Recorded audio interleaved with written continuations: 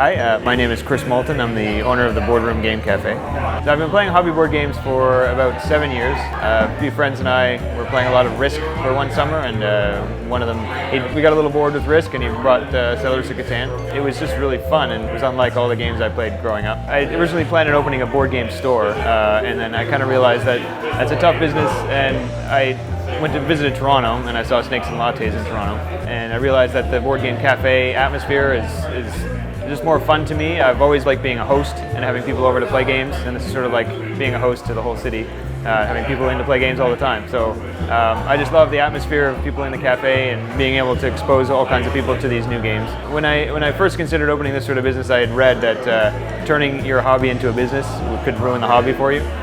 So I was worried that I would dislike board games, being around them so much and doing it as a business, but it hasn't happened. I'm as much enthusiastic as I was before about it. I have a different sense of satisfaction in playing games now, in that I'm looking for different games. I'm looking for games that suit the cafe atmosphere. We're looking at trying to get more events going on and try and tweak the model and see what we can do with it in the city. We'll see what the future brings.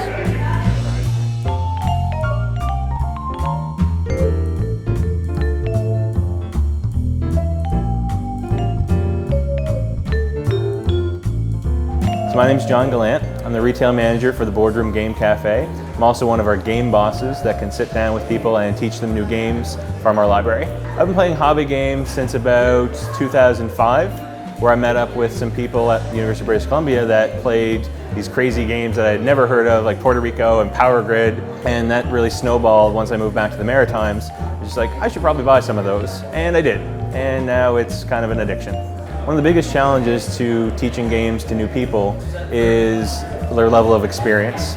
If they haven't played games like Settlers or Ticket to Ride, then they're going to see a lot of concepts that are pretty foreign to them, very different than the traditional roll and move like Monopoly and Scrabble that they might have played when they were kids and might not even played games in the past 10 years or so.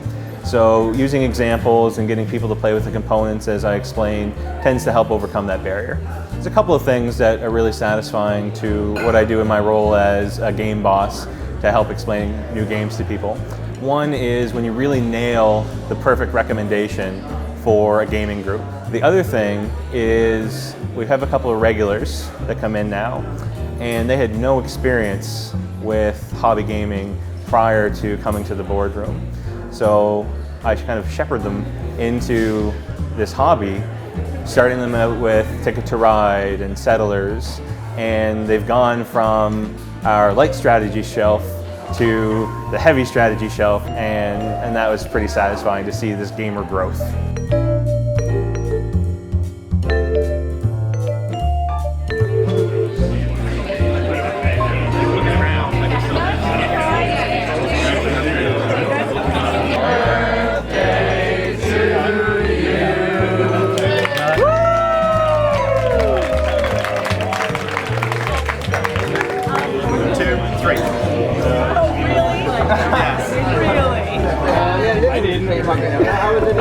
I'm John Paul DeCosse, and I'm the general manager of the Boardroom Game Cafe. I've been playing hobby-style games for 6-7 years. I'm an opera singer by trade, and so I was on a contract in Indiana, and I had a colleague sit me down one night and said, "There's this game that you have to play. It's called the Settlers of Catan," and it opened a door in my mind, in my heart.